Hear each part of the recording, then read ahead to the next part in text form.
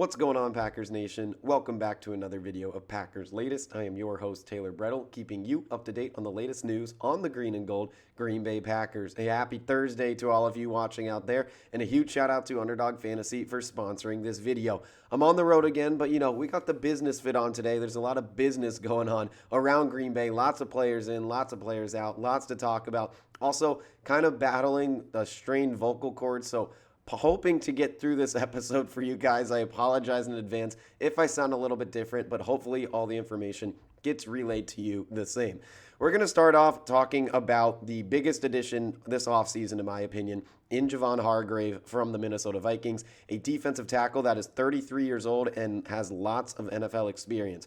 You look at his profile here, and he is, like I said, 33 years old. He's 6'2", 307 pounds. After Benjamin St-Juste signed with the Packers, I kind of viewed defensive tackle as the main need for Green Bay. The corner room still could use improvement, but at least they got a name when Nate Hobbs left. I honestly really like this move in Hargrave. I know people are torn on it. He's a little bit of an older guy. Is he really in his prime years? Probably not, but I still like it nonetheless. This past season, he played 16 games with Minnesota. He had 52 tackles, 4 of them for loss, 6 quarterback hits, 3.5 sacks, and 1 forced fumble. He did previously play also with new defensive coordinator for the Green Bay Packers, Jonathan Gannon, which is something I really like about this connection. This is when Gannon was in Philadelphia, so actually his stop as defensive coordinator with the Eagles. That is when Hargrave played with him, not in Arizona. It was with Philadelphia. You look at his last season in Philadelphia, which was also Gannon's last season there, and Hargrave had a very strong year. He played all 17 games, had 60 tackles, 10 of them for a loss, 16 quarterback hits, 11 sacks, and a forced fumble. So really exciting stuff for Hargrave. I also saw this really neat video. You could probably find it on X or somewhere on the internet of his son trying to guess where he was next going. I kind of worded that weird. I think it was a video of Hargrave's wife filming their kid, trying to have him guess where Hargrave just, signed to.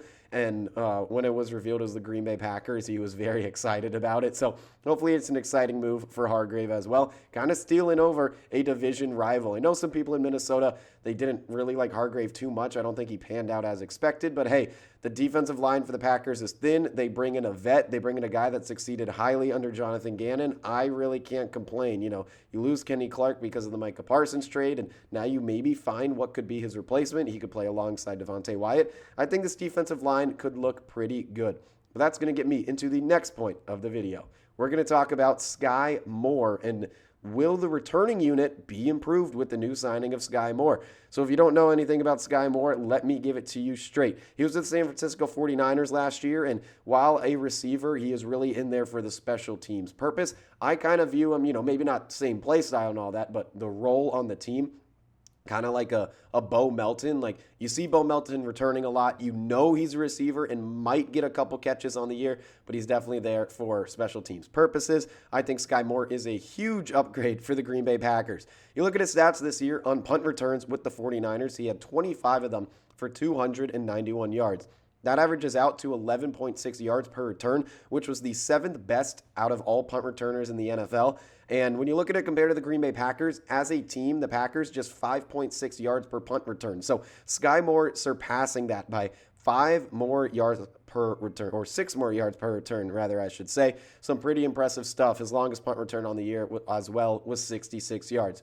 So we can do in the punt return unit, which in my opinion was the most important need out of both return units, but he can also do it on kickoffs. This season with the Niners, he had 33 kickoffs that he returned, totaled 907 yards, which is 27.5 yards per return, the 6th best out of all kick returners in the NFL. The Packers as a team averages 25.2. So again, numbers there from Moore that raised the average for Green Bay. His longest return nearly housed it, 98 yards. And I talked about it. He's also a receiver. He can catch passes here and there, but I would be shocked if they bring him in to be a receiver, because I don't know. I don't think that's kind of his purpose with Green Bay. So looking at it here, 5 targets. He had 7 receptions. 5 of them went for first down. So he's a little bit of a deep threat, but I really don't think he'll be much more than that. But I really like it for the special teams purposes, because you watching me know, everything about the Green Bay Packers that we are sharing here today, we know that the special teams unit is very, very, very underwhelming. Maybe that's kind of the nice way to put it. It is one of the worst in the league with all due respect. So hopefully this will bring some light to what is a very dark place on this Packers team.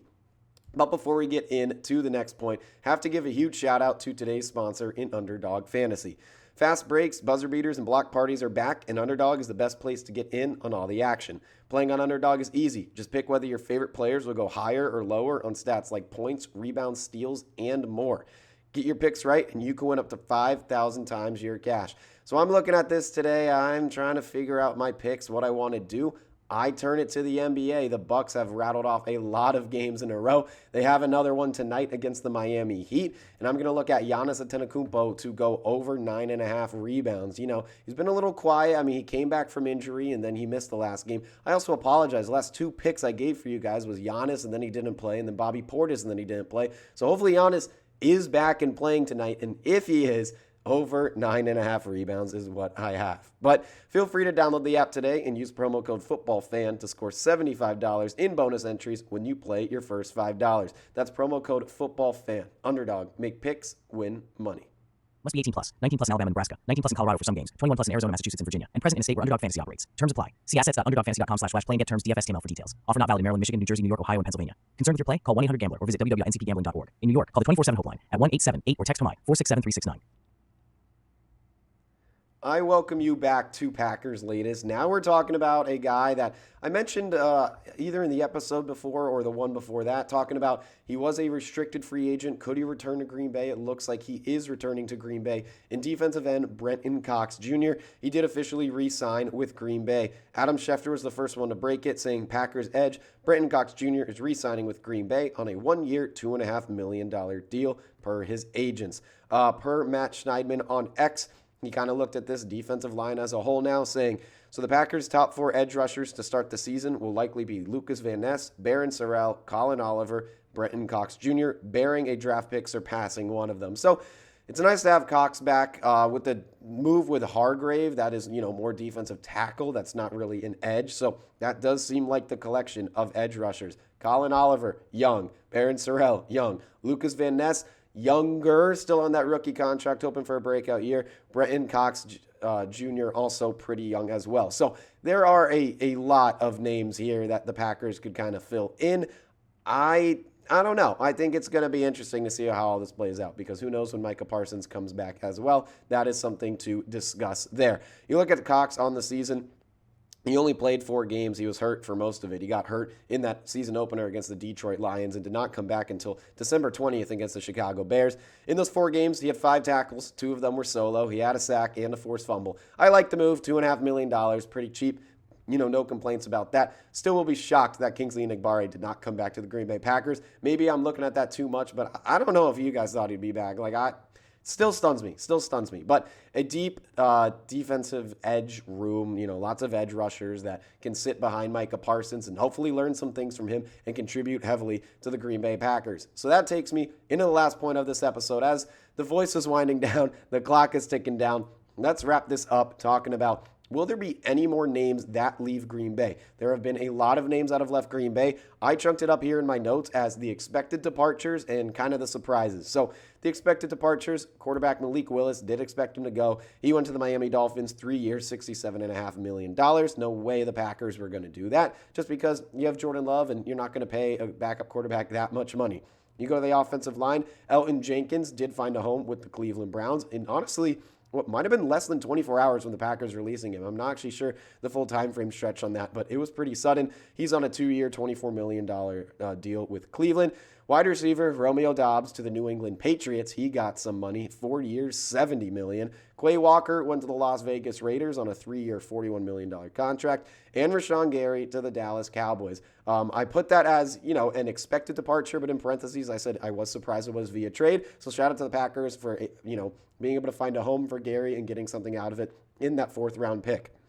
Now to the surprises, 2 names. One of them I already gave you, Kingsley Enagbare, who went to the New York Jets on a 1-year, $10 million deal. And then defensive tackle Colby Wooden, who was involved in that trade for Zaire Franklin. So really was no talks about Wooden being gone, being involved in the trade there. I didn't even see many rumors on Franklin before it even happened. So will there be any more departures? Probably not. I mean, I'm trying to think. I think maybe Rasheed Walker. I guess that's the only name that I can come up with. I don't expect him to be back with the Green Bay Packers. That is probably the only name left. I expect this Packers roster to only get added on from what it is right now outside of Rasheed Walker. But feel free to leave down in the comments below anything you noticed in this video. Do you like the addition of Skyy Moore? Do you like the addition of Hargrave? Do you like the couple guys that the Packers have re-signed? I mean, Josh Wiley was one of them. I'm going to get into that in some later episodes. Do you like Brenton Cox Jr. coming back? Do you think that more guys will leave Green Bay? There's lots of questions out there. I'm glad I could provide you with some content today. I'm sorry that the voice is a little hoarse. Hoping to improve that. You know, I have my tea on standby. We're trying everything we can. But I appreciate you guys tuning in for another episode of Packers Latest. It's an exciting time of the year. Hopefully, new names to come in Green Bay. And as always, go Pack.